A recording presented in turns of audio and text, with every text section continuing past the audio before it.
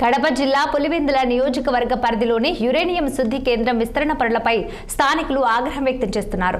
ఫ్యాక్టరీని విస్తరించడంపై చుట్టుప్రక్కల ప్రాంతాలైన కేకే కోటాలు, మబ్బుచింతలపల్లి గ్రామస్తులు మండిపడుతున్నారు.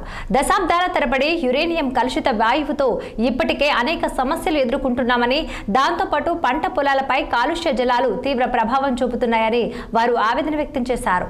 ఇలాంటి తరుణంలో యురేనియం కారాగార విస్తీర్ణానికి శ్రీకారం చుడితే గ్రామాల పరిస్థితి ఏంటని ప్రశ్నిస్తున్నారు.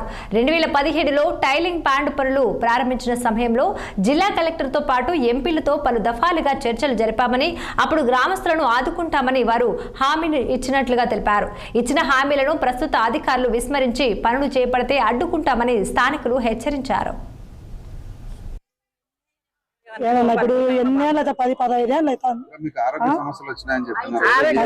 వచ్చినాయి సమస్యలు దాకా అందరికీ ఉన్నాయి. పిల్లలు, చిన్న పిల్లలు నడచలేరు, పెద్దోళ్ళకు బాగలేవు, అందరికీ బాగలేవు. ఎవరికని వాళ్ళకి ఏం తెలుస్తుంది? అది పోతే మాత్రం వేసుకొని గమ్మన అయిపోతారు, పని పోతారు. ఇప్పుడు అదే మాకు భూములు ఉంటే పంటలు పండించుకుంటాం కదా, పంటలు పండేకి ఏమిలా ఫ్యాక్టరీ పెట్టుకుంటే పంటలు పండించుకుందరు, ఏదో బతుకుంటారు. అటాలే ఇటాలే ఎట్లా బతుకుతారు?